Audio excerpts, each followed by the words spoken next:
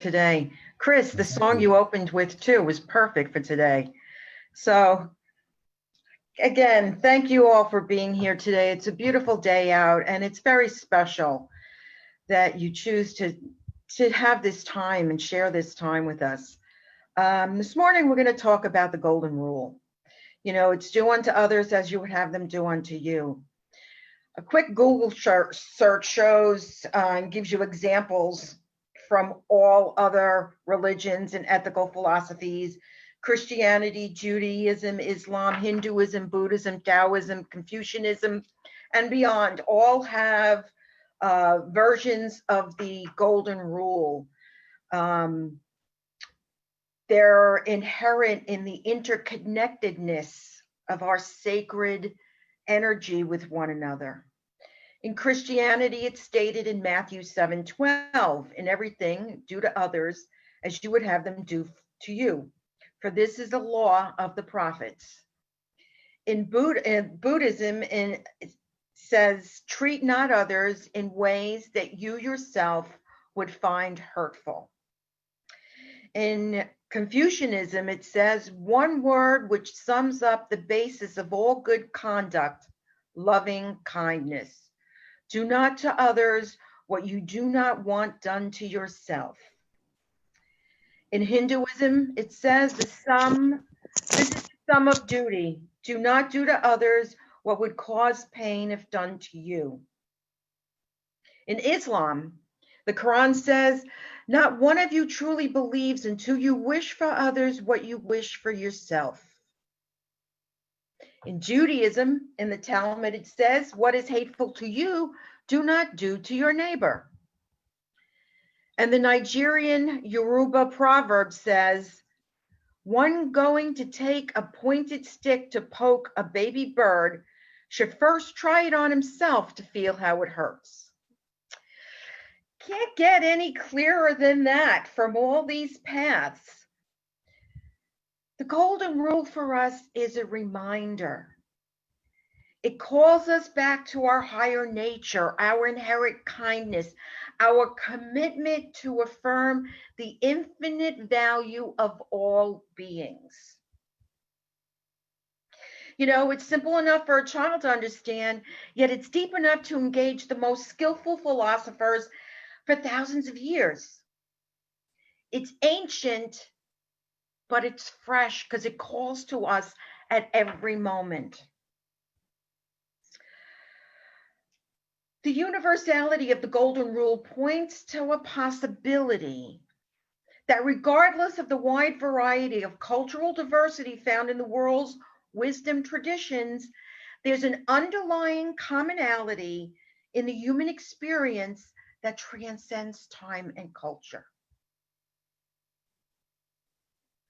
And that's really important. It transcends time and culture. We're all connected so that as we do for others, we do for ourselves. This is what the Dalai Lama meant when he said, considering the interest of others is clearly the best form of self-interest. So what he's saying here is that what we do to others, we do to ourselves. When we serve others, we're serving our own interests. So this is about right action. Right action is not about self-interest. It comes from a higher, more universal awareness of the greater good, a higher awareness grounded in the insight that we cannot thrive while our brothers or sisters are not thriving. We know there's only one, and we are all part of that one. So we cannot thrive unless everyone thrives. You know, there are over 7.5 billion people on the planet right now. 7.5 billion. And there's only one answer for this beautiful, crowded world.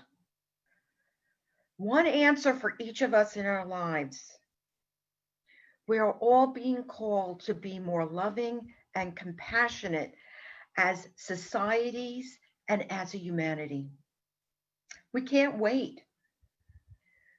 The state of the world is such that we can't say it'll happen in our children's lifetime or our grandchildren. We can't wait. We have to do it now. We need to be good to each other now. We need to affirm the value of all lives. But in order to do good for others, a good that comes without resentments or agendas, we have to become aware of how we are loving and treating ourselves. If we keep giving to others without giving to ourselves, it's like taking a vessel, pouring the water out of it, and not putting any back in.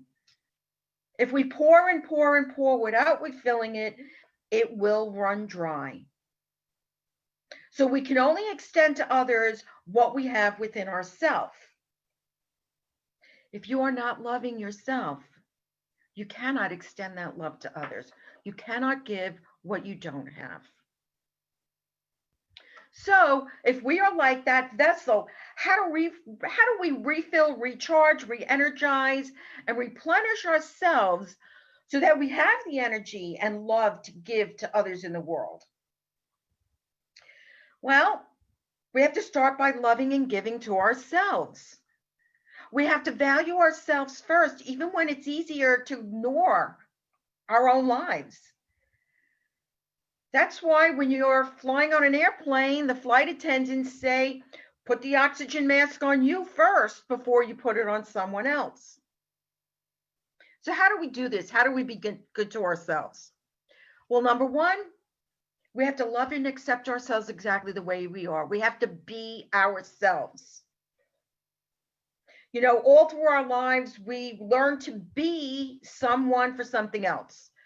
For someone else. So we're either the good son and daughter, the good brother or sister, the good friend, a good classmate, a loving partner or a spouse, mother, father, provider. We're expected to be what the social norms dictate. What's ours to do is discover who we truly are and show up in the world as that. Be yourself. Not what you think others want you to be, not what the social norms say. Be yourself now. The second is to accept ourselves. To accept ourselves exactly the way we are right here, right now. You know, self-acceptance is not easy. And you'll probably agree with me on that. We all have problems with self-acceptance to some degree. It's been my experience that we tend to be the hardest on ourselves. We tend to be our own worst critic. So what we need to do is give ourselves a break. We're humans, human beings. Human beings in the world have limitations and flaws. This is the human condition.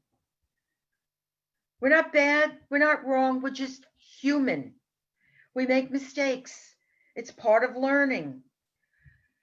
And an important key to being good to yourself is to accept yourself and show compassion to yourself right here, right now. I always say, if someone came to you and shared the difficulties that you were having right now, what would you say to them?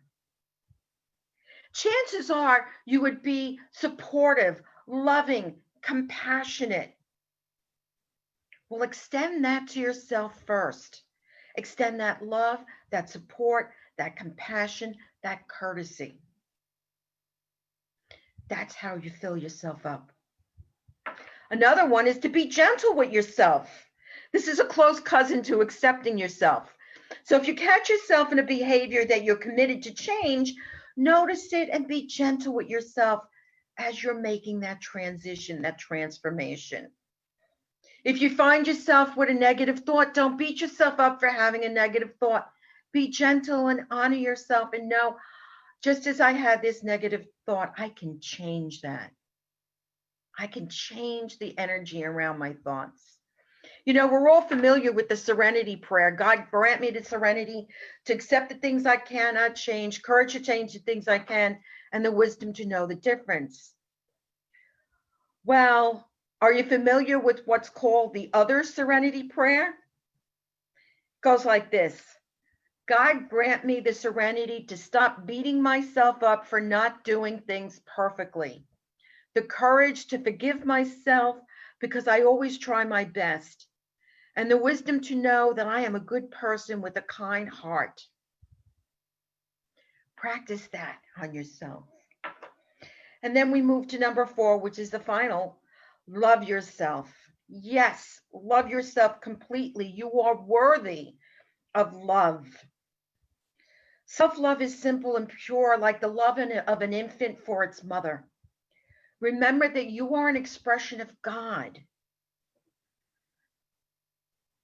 Breathe that. Know that you are a beautiful, divine expression of God expressing in the world.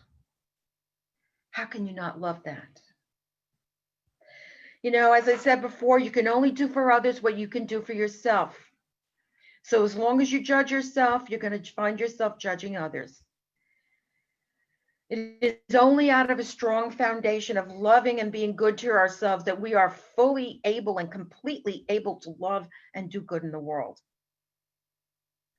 It's only with a strong foundation of love that we can break down the barriers in the world that exist. The barriers of us and them. There is no us and them. There is only one. And love breaks down that barrier. Jesus said, love your neighbor as yourself. He doesn't say that it'll be easy, because most likely it won't be. But we need to make that extra effort if we truly believe the teachings of Jesus and want to live in peace. Jesus knew that there was no difference between ourselves and others. There's no version of the golden rule that says, welcome those who look and think and act like you do. Jesus's golden rule says, overcome the hatred of others with your love. Transform the hatred aimed at you with acts of goodness. Convert those who curse you by being a blessing to them. And if it should happen to be someone that abused you, the first move is to protect yourself, but the second is to pray for them. So with all of that, Jesus is telling us to love, regardless of what's going on in the world, to love, to look past the ego, look past the human frailty, and love each person for who they are, starting with ourselves. Jesus's disciples were always asking him about the kingdom of heaven, what it was, how do you get there? And Jesus addressed it in Matthew chapter 25. He says, then the king will say, come, you who are blessed by my Father, take your inheritance, the kingdom prepared for you since the creation of the world. For I was hungry and you gave me something to eat. I was thirsty and you gave me something to drink. I was a stranger and you invited me in. I needed clothes and you clothed me. I was sick and you looked after me. I was in prison and you came to visit me. Then the righteous will answer him, Lord, when did we see you hungry and feed you, or thirsty and give you something to drink? When did we see you, a stranger, invite you in, or needing clothes to clothe you? When did we see you sick or in prison or go visit you? And the king replied, truly I tell you, whatever you did for the one of the least of my brothers and sisters of mine, you did for me. So what we do for one another, we do for ourselves. In this life, Jesus calls us to live. There is no them and us. There is only we. We are one. This is the only way the golden rule makes sense.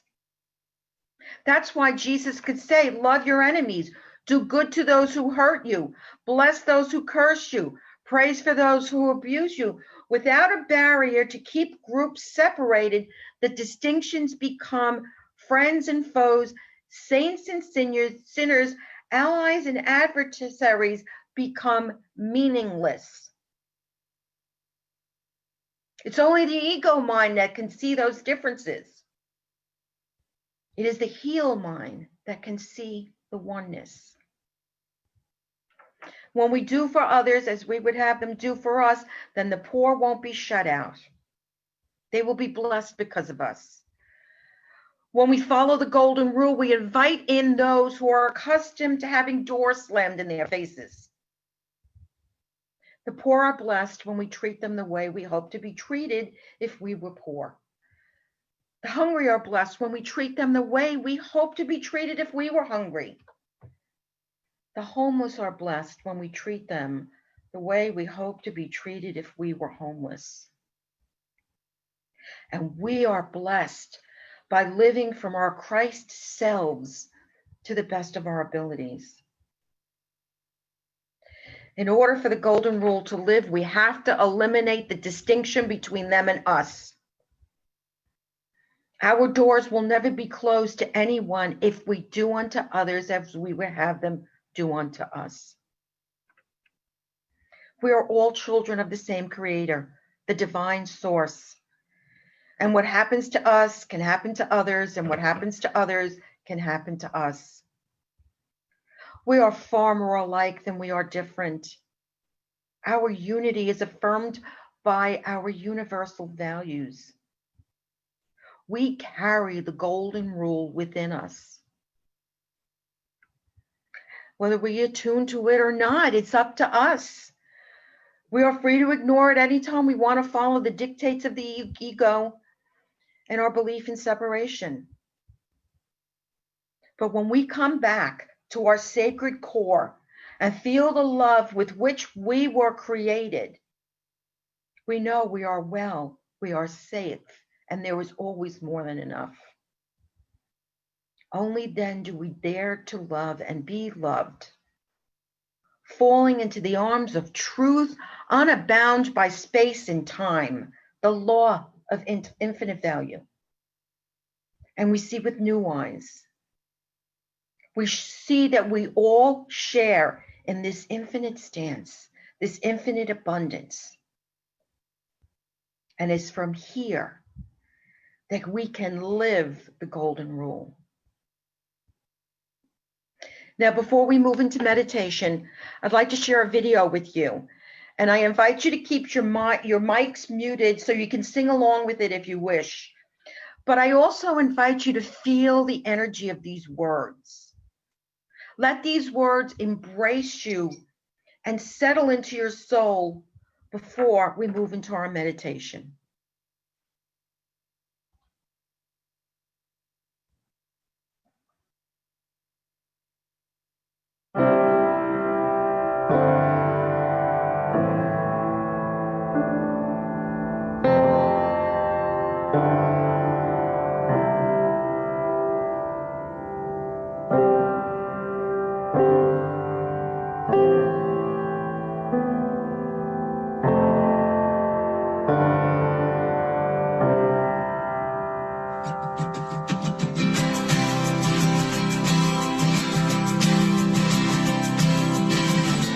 To be humble, to be kind, it is a giving of the peace in your mind. To a stranger, to a friend, to give in such a way that has no end. We are love, we are one, we are how we treat each other when the day is done. We are peace, we are war, we are how we treat each other and nothing more. And to be bold, to be brave, it is the thinking at the heart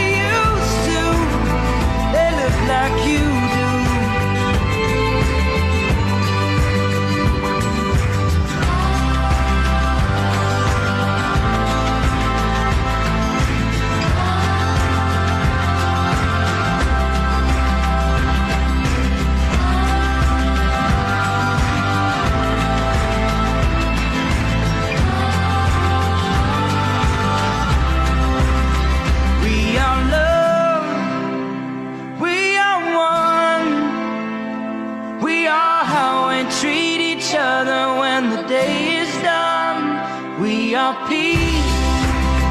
We are war. We are how we treat each other, nothing more. We are how we treat each other, nothing more. We are how we treat each other.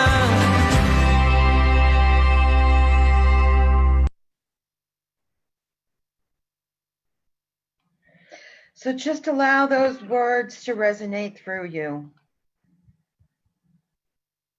Just allow yourselves to close your eyes, sit back, breathe, and feel the presence within you, the presence of oneness, the stillness. We are love. We are one. And it's up to us to express that in the world. We can be peace or we can be war. Our thoughts create. Our thoughts go out into the universe. So we can have loving thoughts and see a world of peace. Or we can have fear thoughts and see a world at war. But most of all, we know that we are love. There is only one. And our actions make a difference. So I use this opportunity right here, right now,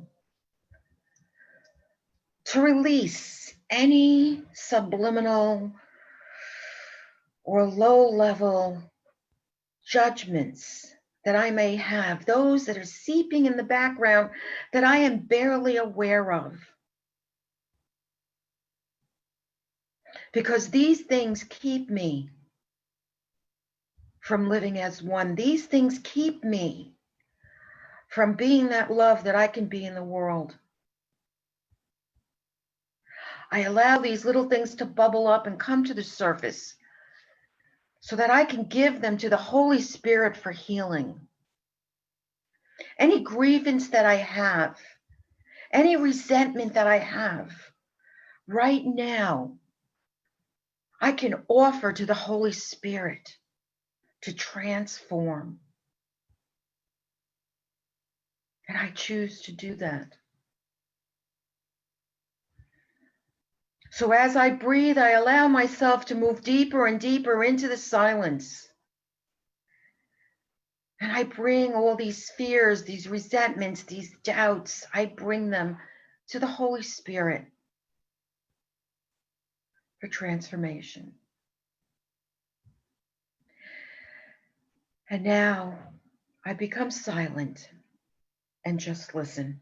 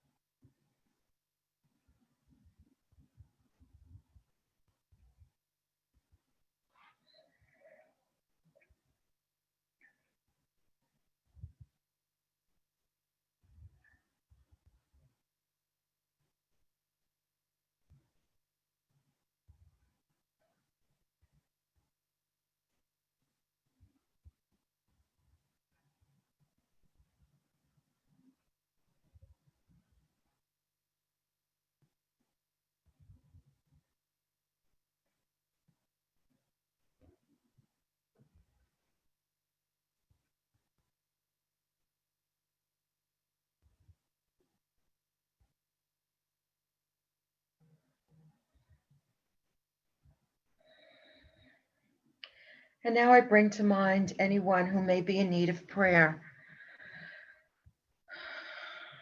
We know that whatever they're going through now, whether it's physical, emotional, spiritual, or mental, we affirm that there's a power and a presence within them that will see them through any ordeal. We know that the world, the physical world, is full of distractions and confusions and physical pain. But there's a power and a presence within each of us, that true, authentic, divine self that will move us to right times, right actions, right people, right places, that will help us through anything that we are going through right now.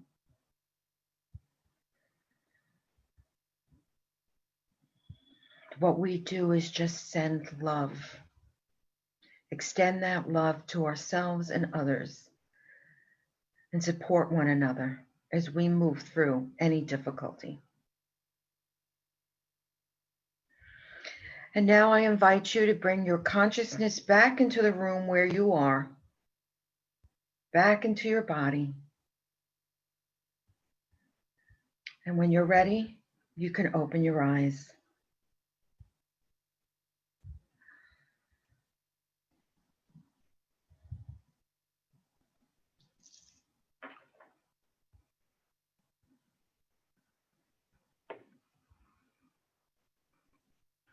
Okay, welcome back. I'm seeing a couple more people who joined us since before I started the talk. So welcome. It's so good to see you. This is the portion of our service where we have the opportunity to give. So I invite you to, in your hands, visualize the symbol that you use to give, whether it be a check, the donate button on the Unity Spiritual Center, Asbury, New Jersey website. If you use a credit card or call in with a credit card, or however you choose to give, we are so blessed and so grateful for your very presence and for your generosity and your support of this community. We are so very blessed to have you as a member of this community, regardless of whether or not you're a voting member or a member just by being present. We visualize these gifts within our hands and we infuse them with our love. We infuse them with the knowledge of abundance. We infuse them knowing that love, life, abundance flows through us. And we give with our hearts open, for as we give, we receive. We always affirm God is source and consciousness is supply. So I invite you to bless these gifts with me. Please keep your mics muted and then just repeat it with me. Divine love as me blesses and multiplies all that I choose to give and all that I am open to receive, and I am grateful. Thank you.